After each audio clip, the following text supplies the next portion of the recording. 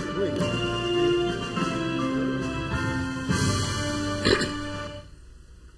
And good evening. Welcome to this edition of the Speakers and Leaders Hour. I'm Dave Wilkins, your host. This is the program that comes into your home once a month on the very first Tuesday. And we're here live in the Allen County Public Library, and we're here from 7 to 8 p.m. to talk about leadership and communication skills, and to take your calls if we have any coming in this evening. And a little later on, we will be looking for those calls. That number is 422-3902. We have operators standing by. Normally, we talk about Toastmasters at the very beginning of the evening, but tonight, we're going to take a little bit different tack, and we're going to talk almost exclusively about the parliamentary world. What is the parliamentary world? Well, in 1876, Henry Robert wrote a book called Robert's Rules of Order, which you have heard of many times over the years. And that is the book that most people use to conduct their meetings with. Well, we, as a group here, belong to an organization called the National Association of Parliamentarians, and we are the Bob Lyman unit, paying homage to Bob Lyman, the man that really started parliamentary clubs here in the Fort Wayne area. But anyway, April is Parliamentary Month, and that was signed into a declaration by Ronald Reagan when he was President of the United States. It was one of the few things that got passed, went right through the House, right through the Senate, and went to his desk, and he signed it. And so each April is Parliamentary Emphasis Month. Now, they chose April because of a couple reasons. One, that Thomas Jefferson was born in the month of April, and Thomas Jefferson wrote the first rule book on parliamentary procedure, so we give him that honor. Each year in the past, we have had a proclamation signed by the mayor, and we have a copy of a proclamation that was given, I believe, a year or so ago, and we'd like to share that with you. And the lady who has written the proclamations for this club for the longest time is Berniece Wilkins. And right now, Berniece is going to come up here and read the proclamation. I believe it was for 2015 last year. So please welcome my wife, Berniece. Thank you, Dave. I think it's fun to write proclamations. It's fun to get it out there in the public and let them know just exactly how important we really are. Why don't you take a couple of minutes and tell how you write a proclamation and what the rules are for writing? Oh, really? Thank you, Dave.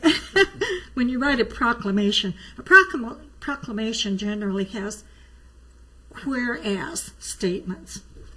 Whereas it will tell when you were established so that people know that you've existed a while. Whereas what you do, what your purpose is.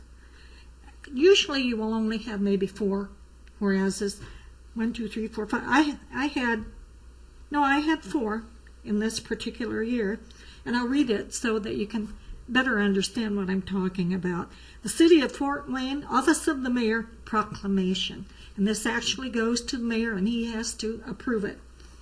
Whereas the Robert W. Lyman Parliamentary Unit of the National Association of Parliamentarians was established for the purpose of improving the leadership skills of the community.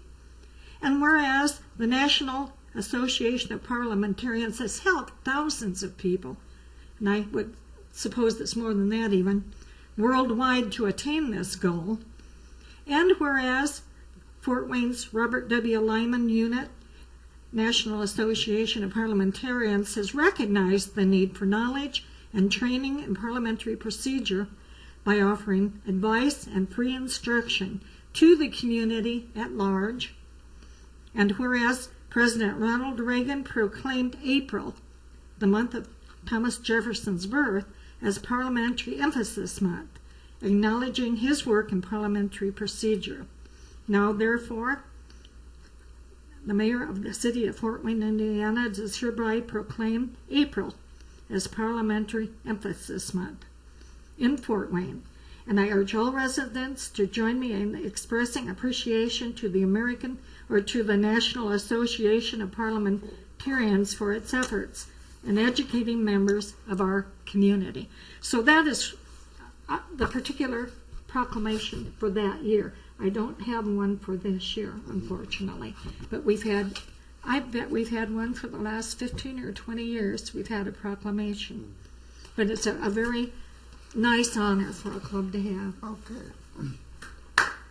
All right. Well, thank you, Bernice. What I was hoping you would mention was it's a continuation of run-on sentences.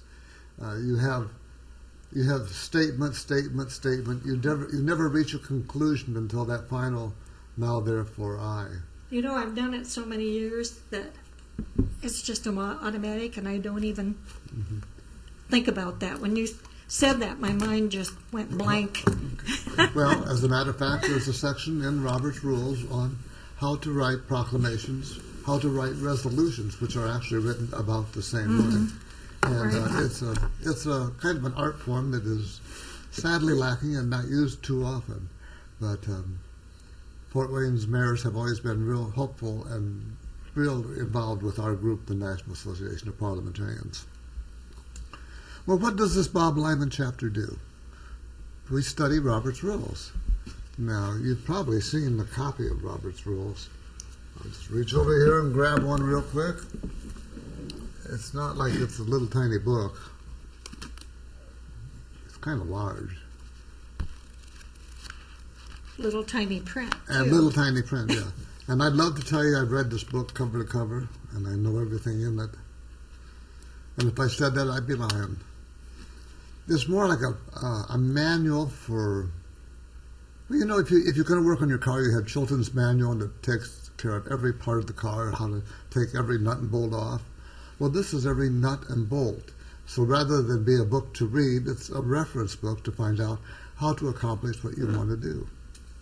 And we find that if you're going to do something in parliamentary procedure, you break it down into sections.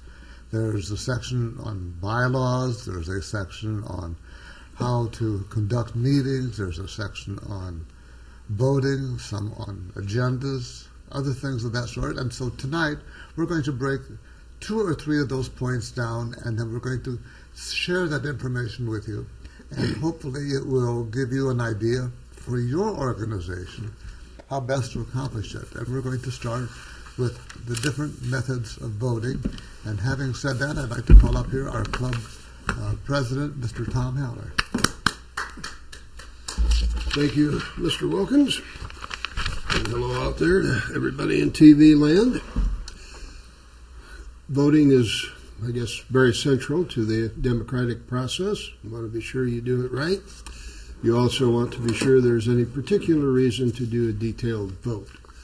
Lots of organizations waste a lot of time voting on things in a very formal fashion, which really isn't necessary. Typically, once you've read the secretary's minutes, if there are any corrections, you make the corrections. Likewise with the agenda, if something needs to be changed since it was printed, you change it. And also adjourning. It's generally not a controversial issue. People are generally very willing to leave without too much fuss. So once you've made all these corrections, if any are needed, you simply say, if there is no objection, we'll accept the secretary's report as amended, if it needed any amending, any adjusting, and there'll just be a unanimous consent. And that's much quicker than somebody making a motion, seconding it, and so forth. And it does the job quite thoroughly. Now, as for a regular vote where there might be a controversy, where there might be people voting on both sides of it, usually you will start out with a verbal vote. Now, this implies that somebody has made a motion, someone has seconded the motion, there's been discussion, and now it's up for a vote. Typically, the person presiding will ask all those in favor indicate by saying yes, or they might have them indicate by saying aye. Then they will ask those opposed to indicate by saying no. I have heard some people use the phrase nay, which we'll see later on in my talk is acceptable, but I've always been told to stay away from it, partly because we're not horses. So why would we be saying nay? Now, having a simple voice vote is certainly time expedient and almost always will work. In a small group, you can readily tell whether there are more yeses or nos. If the group gets larger, 30, 40 people, you do have to be careful. No is a much more resonant, strong vote than a yes, or especially an aye. So if you have maybe 15 people voting no as compared to 25 voting aye, it may sound like the no is carried. So if you, the person presiding, are not sure, you simply ask to have a counted vote. If you're a member of this group, you ask the same thing by standing up and demanding a division, or a division of the House. That is an insistence on a counted vote. A counted vote can be done one of several ways. Probably the most typical is just simply to have people raise their hand. Now, there's a certain small element, so far in my experience, it has always been male, who thinks that there's nothing funnier than having 13 people vote and having a 7-7 tie. They usually accomplish this by voting on both sides, or occasionally by raising both hands. So I can only say to those presiding, you have to watch for this. And to those who do this, I would say you're not near as funny as you think you are. But anyway, moving on. Typically, for most things that we'll be doing day to day in our meetings, that will take care of it. There are other ways of voting. One is a ballot vote, very central to our nation. That way you can have a secret vote. Nobody needs to know what it is, or how you voted, I should say. They do have to know how the vote came out. I might mention, once the vote is completed, the person presiding will say, which side carried. The ayes have it, and then he'll say what this means. Usually that's fairly self-evident, but it would not necessarily always, each and every time, be self-evident. If you voted in favor of having the bean supper you've had for years, it may well be that everybody knows exactly what they need to do. On the other hand, they may not know what they need to do, and perhaps you'll form a committee so that they can work out the details. Perhaps you'll give them the details. We'll meet on a certain night, and everybody will bring a bean dish. Now, I'll give you a little secret. If you want to be a hero at one of these kind of things, bring something other than a bean dish, whatever it is. It'll be a most welcome relief. But I digress. So, you've had the vote, whatever level you're on. When it's over, you'll have to say what the outcome was. You don't necessarily need to give the vote. You don't need to say it was 19-6. That probably will spare the losing side's feelings. But at any rate, you need to say who won and what that implies, what needs to happen now.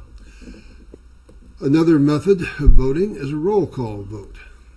This is done when usually the secretary, someone calls off each member's name, and that person responds by voting. John Adams, aye. Bill Bates, nay. So you go down each person that way. Now there are eight ways you can respond to this, according to the most recent edition of National Parliamentarian, a very useful magazine for parliamentarians. There are 3 affirmative votes, according to them. Aye, yes, and yay, Y-E-A. I never actually heard anybody vote yay, but if they did, it would be acceptable. You would want to have everybody do the same thing, so I think it would lessen confusion, but those would all be options. On the negative side, if you're opposed to it or calling for the opposed vote, you could say no, and here they list nay as an option. Poor option in my mind, but an option nonetheless. There are 2 ways that you can abstain from voting. One is to simply say, wait for it, abstain. The other is to say present, indicating that you're here but you don't wish to vote on that. And there could be a lot of reasons for abstaining, but at any rate, if you don't want to vote, you just abstain.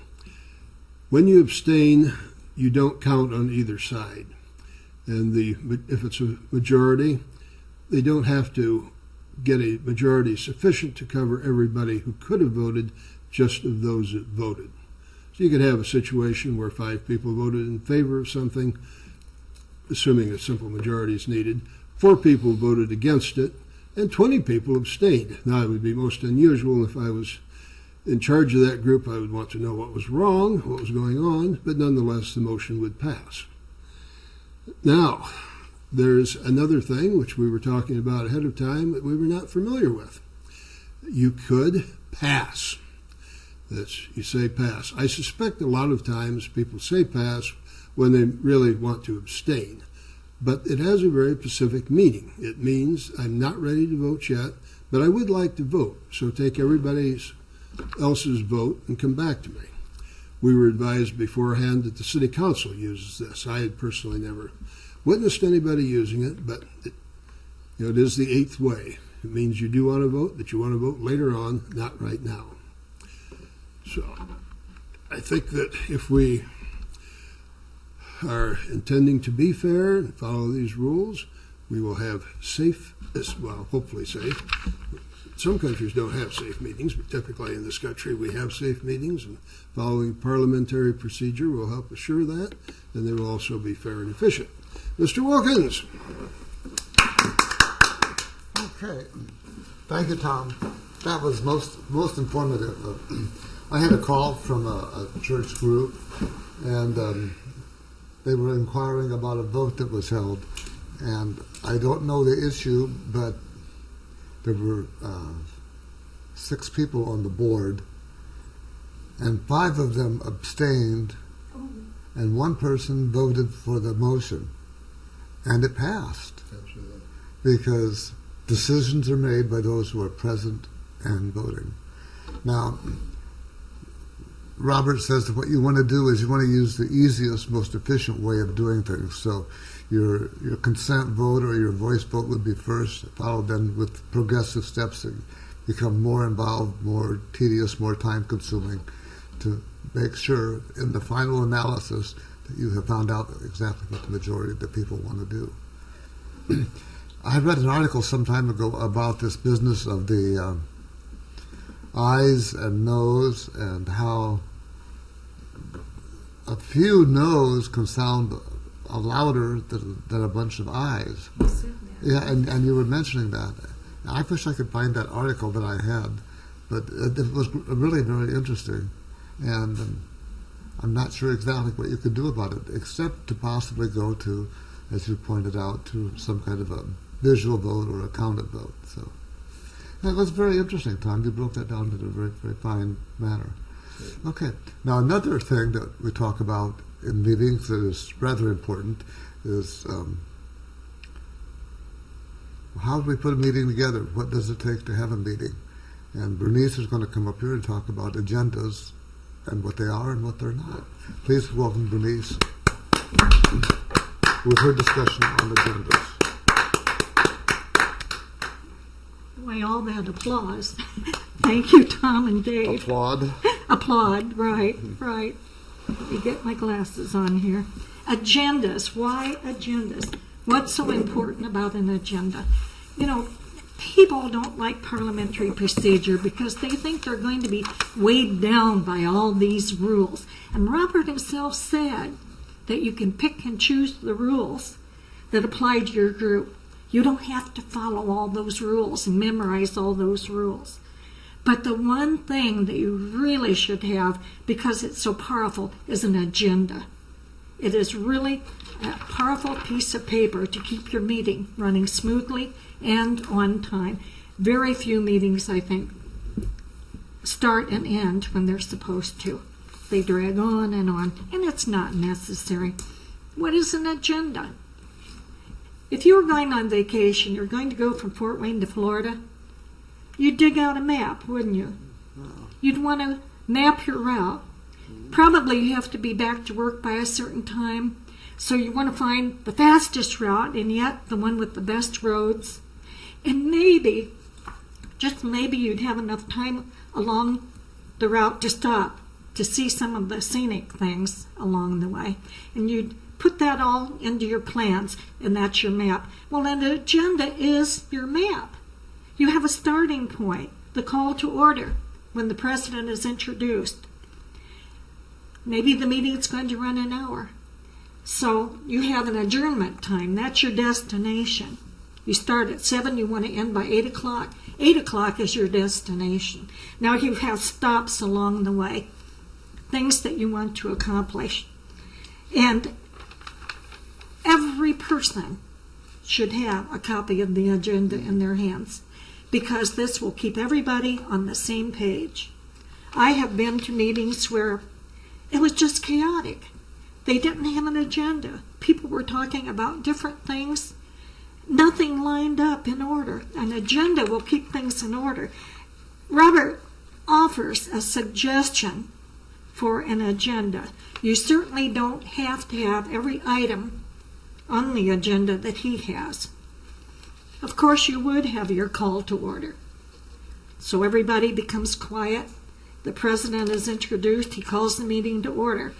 A lot of groups have an opening ceremony. If this is a good old boy meeting and it's very casual, maybe you don't have anything like that.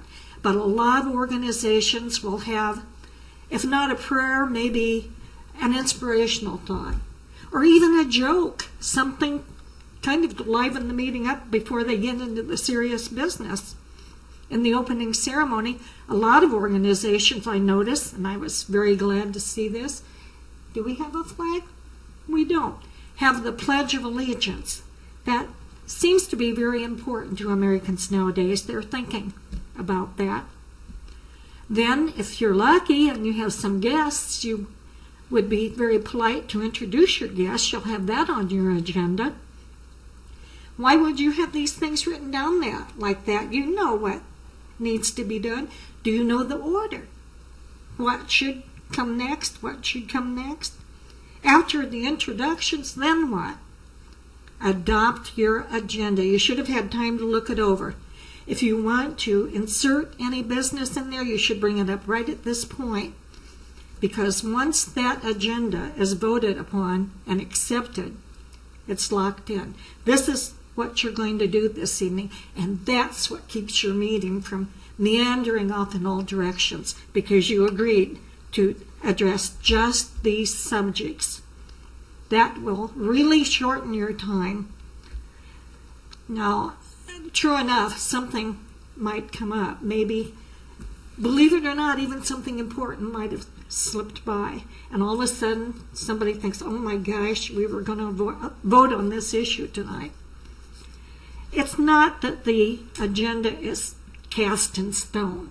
Of course, it can be changed if absolutely necessary, but the process takes time. You have to have a vote on it. Mostly, once it's adopted, it stays that way. I just don't want you to think that you're stuck, that you can't change it. You can. You will want to have your secretary's report, secretary's minutes from your last meeting. Hear what all happened in that meeting. And then the financial report. Most groups say treasurer's report. I know we do. Find out if you have any money in the kitty. Here's another place where you can cut down on your time. Officers' reports. Have you ever had somebody that loves the sound of their own voice and they just go on and on and on, and you're thinking, when are they going to stop? I want to get out of here tonight. Survivor's on tonight. I want to get, don't laugh, Tom. I want to get home. But they go on and on.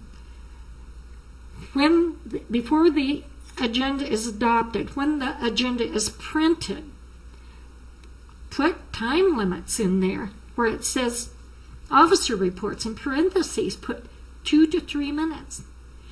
Then the president or the presiding officer has every right to say, Mr. Jones, that's really interesting. Your report is going to be accepted, but we need to move on now. You have used your 2 to 3 minutes.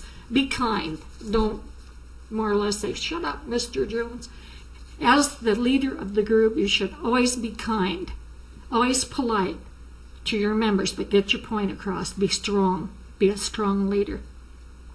Committee reports can run too long, too, so maybe you might want to give 5 minutes to the committee, or even as long as 10, just so you have something down there that they know they're supposed to get all the facts in that amount of time. People tend to believe what they see in print. If they see that's all the time they have, they'll try to stick to it. If you just tell them, well, I can give you a couple of minutes and that's all, they'll just ramble on. They won't pay any attention. Put it in writing. Well, of course, unfinished business. A lot of people say old business. I guess it's just more proper to say unfinished. If things are going well, they say don't be picky about things like that. But I do like to hear unfinished business. New business. This is where motions are probably made. New business is brought up, things that the club wants to do, action the club, the group, whatever it is, wants to take. Then you might have announcements at the end, and everybody has a chance to make their announcements. Some groups have a break here. Some groups might adjourn. Some groups, after the announcements, might have some sort of educational program or some entertaining program, might have food. Everybody can go eat during the break. And then finally at 8 o'clock, the president brings the gavel down and adjourns the meeting. You don't have to have all of these things in here. Get a small book of Robert's Rules. There are small books. There are, parliamentary procedure for dummies? Something like that. And I think it will show in there, Robert's Rules for Dummies. Look at that. Tom comes prepared. Great. It should have in there some sort of reference for an agenda that you could follow. And you can cut some of those things out. Tailor-make them to your group. But just remember, have one in everyone's hands, not just the officers. I want to make sure I don't forget anything. Remember, it is the president's agenda. I never quite understood why, but it is. Even if somebody else prepares it, the president or the leader of the group should be asked about what his requirements are, what he wants in that agenda, because it's his. So remember, an agenda is your roadmap. It is a powerful tool for keeping your meetings short. Dave? All right. Okay. Thank you very much, Berniece. That is exactly what an agenda is. One of our former members who has since passed on tells the story about when he was part of the county councils here in Indiana, and all the county directors got together and they were talking about their meetings, and the question came up about agendas, and the one lady said, we never use an agenda. Really? Well, how long do your meetings last? Well, we usually start at 7:30, and then if we're lucky, we're done by 11 o'clock at night. Ooh. But we don't have an agenda. You don't know what you're going to do or what's going to be said next. You mentioned something about adopting an agenda or changing an agenda. And the real rule there is real simple. It takes a majority vote of those present to adopt the agenda. But it takes a 2/3 vote in the affirmative to alter or change that agenda once it's adopted. So it's more difficult to change it than it is to adopt it. Yes? The president then couldn't just say, if there's no objections, we'll accept the agenda as printed. Could he say that or not? Of course he could. But he couldn't change the agenda that way. I suppose he could if he says if there's no objection and nobody objects, it would be fine. But if he's attempting to change the agenda and one person objects, then it would require a 2/3 vote in the affirmative to make the change in the agenda. If even one person objected. If even one person objected, yes. Yeah, my understanding of the practical way that would work would be if the meeting is going long, if somebody in the audience wanted to get it back on track, they would stand and call orders of the day. Right. The agenda are the orders. I forgot. The president would then, the presiding officer, usually it's the president, wouldn't have to be, the presiding officer would then have the choice of either doing that, he could get back on track. And that might, depending on how bad it was, it might involve skipping people who were going to present, cutting people off. But he'd have the choice of either doing that or calling for a vote to continue on the way they were, which, conceivably might be appropriate. Hard to imagine, but it might be. Then it would require a 2/3 favorable vote to Go back to the to stay agenda. to stay on your slow course, so to speak. Oh, If over a third of the people wanted to get back on track, then they would get back on track. That's right.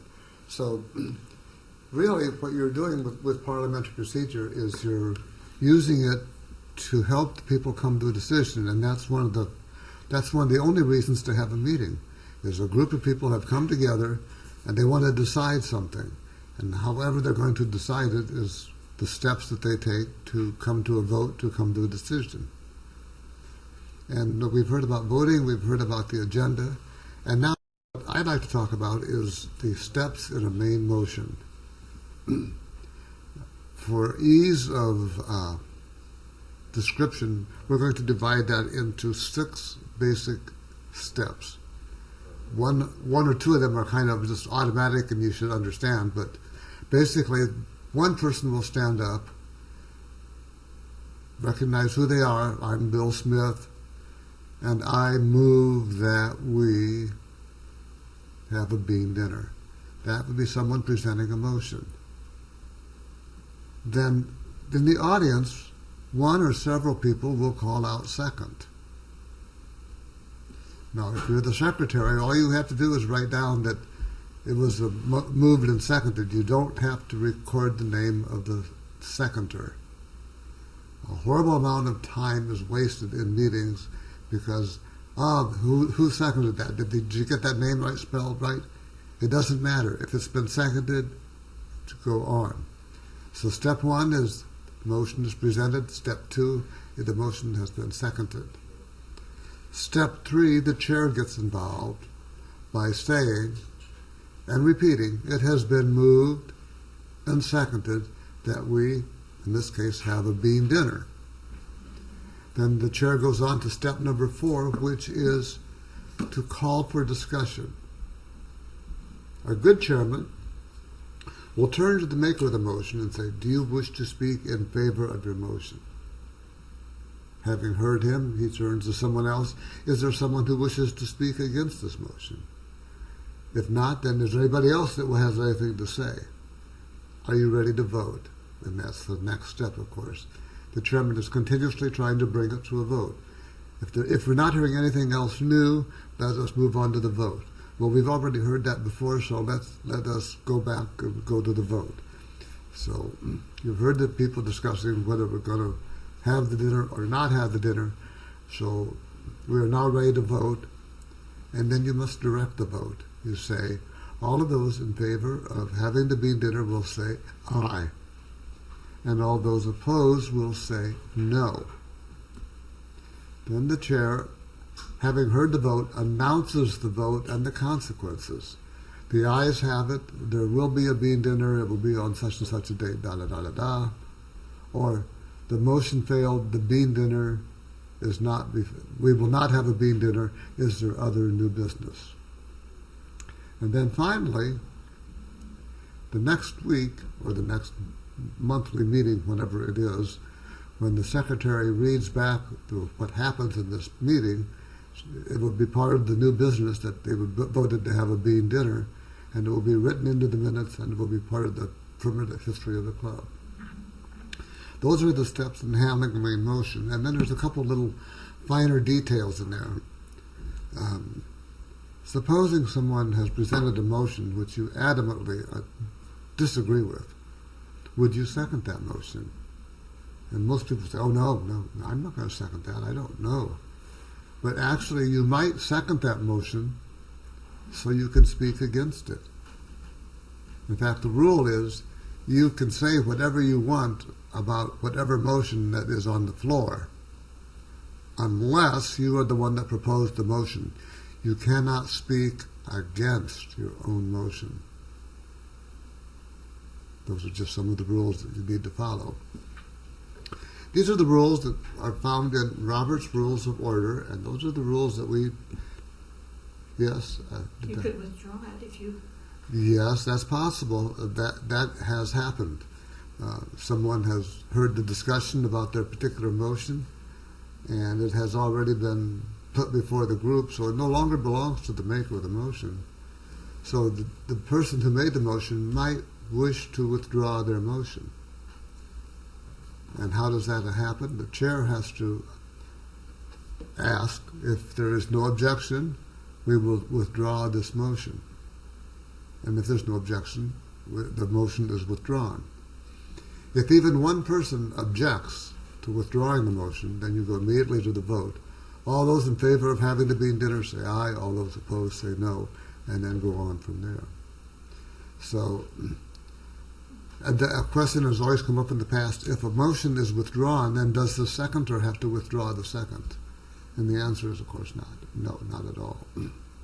All right, so this is some of the rules that Robert put together in 1876 when he wrote Robert's Rules of Order. Now, I told the story before, I'll tell you again, that he was in New Bedford, Massachusetts, and he was just an Army colonel, and he was asked to chair a business meeting. And he didn't know a lot about parliamentary procedure. He said, the only thing I knew is that if you took a vote, you said all in favor say aye. And then at certain times you would take your gavel and you would tap it. That was the sum total of his parliamentary procedure. And he said, and I prayed to Providence that these people would behave themselves. They did not. Well, the actual circumstances were this.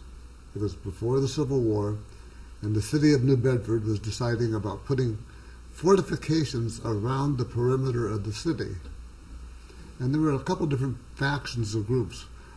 One group probably wanted to build a wooden palisade, and probably the other group wanted to put up a stone fort around the edges. Robert didn't know how to lead. He didn't know how to balance debate. They argued, they cursed, they yelled back and forth across the room. It was a hot July day. The meeting started at 11 o'clock in the morning. It went all afternoon. They took a couple breaks. They got some water in them, had a little bit of food. The meeting went on and on and on. And finally, at 2 o'clock in the morning, 14 hours after the meeting started, they broke up. And what had been decided? They had decided that nothing had been decided. They could not agree, and he didn't know how to do it. So he left that meeting with his tail between his legs and vowed never again to chair a meeting until he knew more about parliamentary procedure. And he was a smart man. He was very wise. And so he was set about learning about parliamentary procedure. And he didn't want to reinvent the wheel. He knew there was new material out there. And he knew that he had to find out more about it. One of the books he started with was the Jeffersonian Manual. The Jeffersonian Manual was written by Thomas Jefferson in 1802. And incidentally, that's the same Thomas Jefferson that we recognize for Parliamentary Month.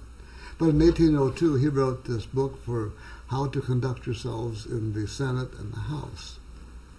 And among other rules in the book, there was one that said, do not put your feet up on the furniture. And another rule said, no spitting on the floor and no cursing. But that didn't really do a lot for what he wanted to know, but it was a start. And in New Bedford, he looked for all the books that he could on parliamentary procedure. In 1876, there wasn't very many. He did find, this was the book that would be like the coffee table book of the time. This book is called The Compendium of Universal Knowledge. Virtually everything in the world that you needed to know was in this one book. The Compendium of Universal Knowledge. And he started with that one book, and on page 201, I'm going to open it up right now, it talks about parliamentary procedure.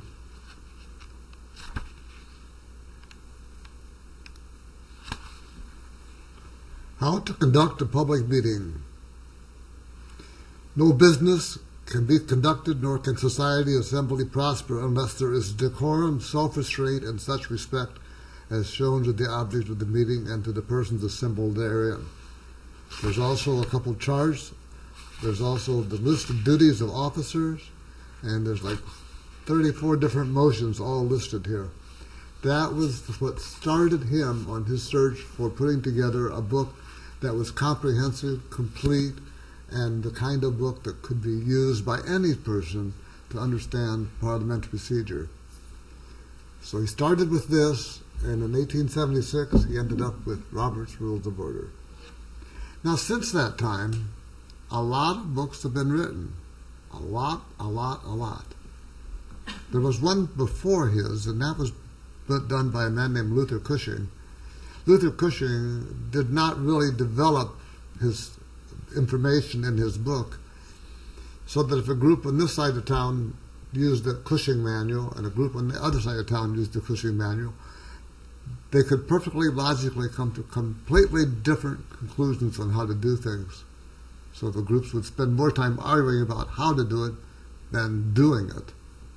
And that was the genius of Robert's book. It could be so clearly written and so clearly understood that if everybody uses it and understands it, they all will do the same thing at the same time.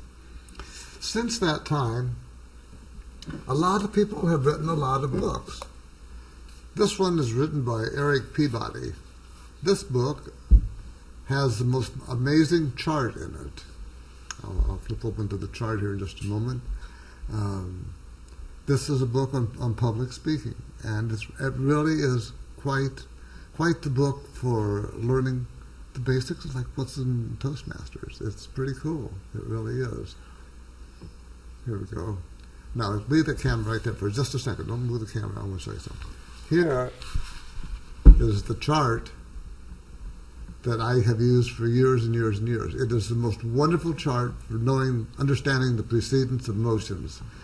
Precedence of motions is the most difficult thing for people to understand. And George Eric Peabody has this book all about it. Other books that were written, here's one by Demeter. He wrote his own parliamentary book, but again, he used Robert as a commentary, and he started with Robert and ended up with his own book. Not to be outdone, a lady with the American Institute of Parliamentarians, a lady named Alice Sturgis, wrote something called the Standard Code. And this is the Standard Code of Parliamentary Procedure. Once again, it's a commentary on Henry Robert. Robert is the main authority. One book used by the House of Representatives is Riddick's Rules of Order. Now, this was used in the House and the Senate a couple of years, and all these books are a commentary on Henry Robert. And my Spanish teacher, a beautiful lady who I see dancing every Saturday night or every Friday night, gave me this little tiny book just last week. And it's a little, the how-to on parliamentary procedure. It's a cute little book. It really is. And it's everything you need to know. Now, this was written by a man named Russell. Okay. There was a gentleman named High Farwell. He put together charts that are flip charts. And each page will tell you exactly what you need to know. But the basics of what you need to know can be taught and can be learned at the Bob Lyman unit of the National Association of Parliamentarians, where we gather once a month here in the library in the Globe Room. We study this, we practice it, we preach it, and we love to have people come and visit us. And the people that come and visit us usually have a problem in their organization and they want us to solve it. So usually by the time they get to us, it's pretty much out of hand, but we try. We've worked with a couple different church groups and done their bylaws, and we helped advise a man who was part of a reenacting group who had problems with their organization and the rules that they followed. And we gave him some really good advice, and he has since gone on to become the parliamentarian of that organization. So, where are we at right now? We are here at the very beginning of April. April is Parliamentary Month. And to that end, our group, our small but very vital group, will be hosting here in the library, in the Globe Room, on April 23rd, we will be having a workshop and display. And we will have on display gavels from all over the world. So we have some really cool gavels. One even has a connection to Abraham Lincoln, another to a ship that sunk off the coast of California, one made of ivory, one made in the 1400s. Some really beautiful gavels. They should be fun to look at. And we will have those on display, and we will be doing round-the-clock workshops from 1 till 3:30 on April 23rd. Well, I'm going to sit down and we're going to just talk for a few minutes about what's going to be going on and what interest you have, guys, okay? Okay. So I'm going to move over to my chair and take a seat. I'll be back in a little bit. You can put us on wide camera there. Yeah, there you go. There you go. So, Tom, how did you develop an interest in parliamentary procedure, or did you always have it? I did not always have it. I didn't even know there was such a thing for most of my life. When I joined Toastmasters, I rather quickly, for obscure reasons, became president of the club. It became very obvious that I didn't know how to be president. I didn't know how to conduct meetings. There were other people there who helped me, but then I realized I had a need, and after meeting you, I realized there was a solution to my needs. I eventually joined. Okay. And Berniece, how did you happen to become involved? By osmosis? I go to a lot of meetings, and I've been a president too, several times, in a couple of different clubs. I think what really got me interested in parliamentary procedure, though, was long before I ever heard the term, before I ever joined Toastmasters, that communication organization. I belonged to a bowling league, and it was absolute chaos when they had their meetings to try to figure out what they wanted to do with their prize money, where they wanted to go to celebrate at the end of the season. It was just chaos. It was crazy. And I was the president. I didn't know how to handle these people. They actually yelled at each other across the table, things like that. I didn't know how to stop them. I didn't know what to do. I should have had an agenda. That would have helped right there. Oh, yeah. But that's what first got me interested. But I picked up the information long after I was no longer involved with bowling, so too late. Yeah, well, I learned about it, that I needed it, because I became president of Anthony Wayne Toastmasters, and I figured I could do it the good old boy method by the seat of my pants. And when you've got Richard Crick and Floyd Swathwood and Denver Duzio and Bob Sullivan and all these people who know parliamentary procedure, you can get your tail put between your legs really quickly. And it was Bob Lyman said to get thee to a parliamentary club.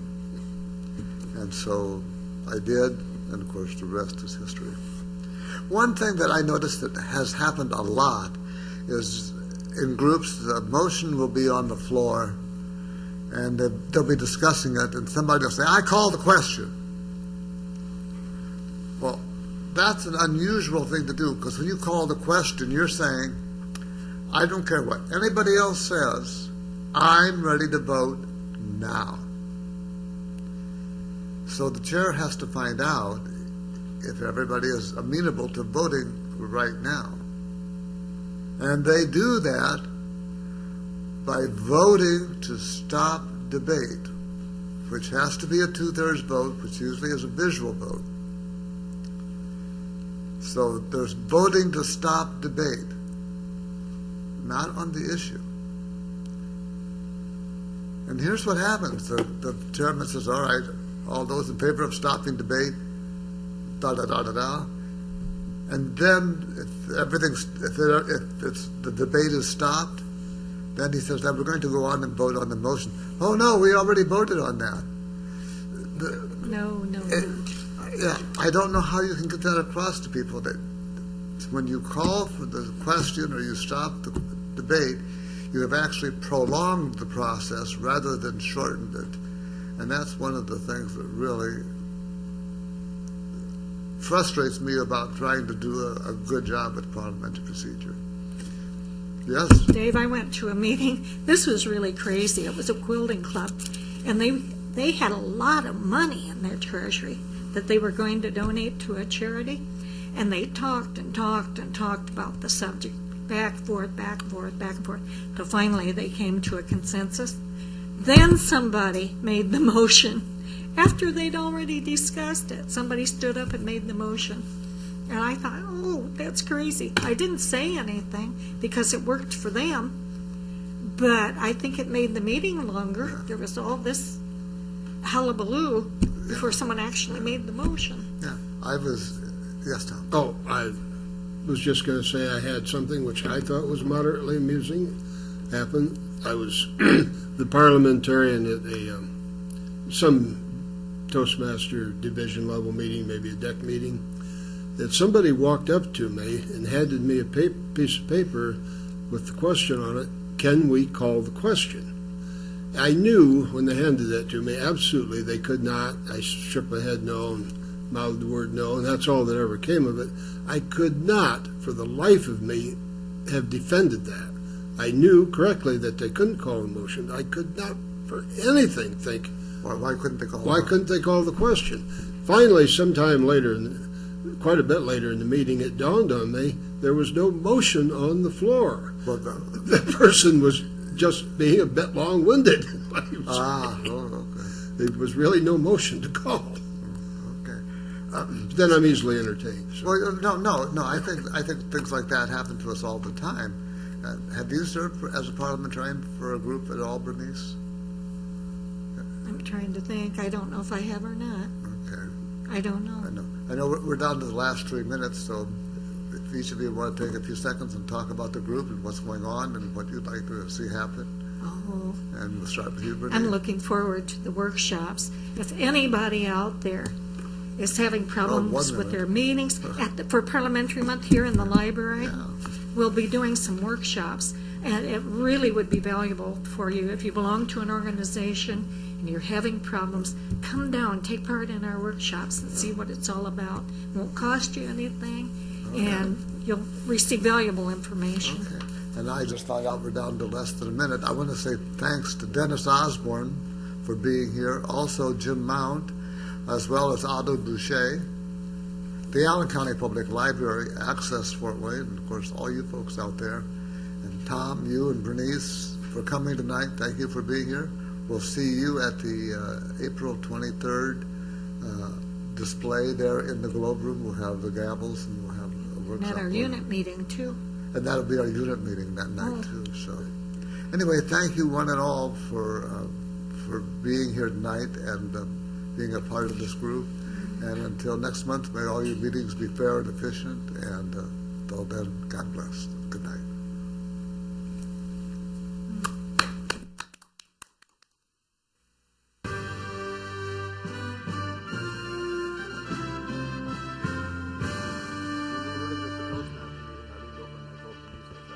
American Institute of Parliamentarians, which is the other half of the church in the morning.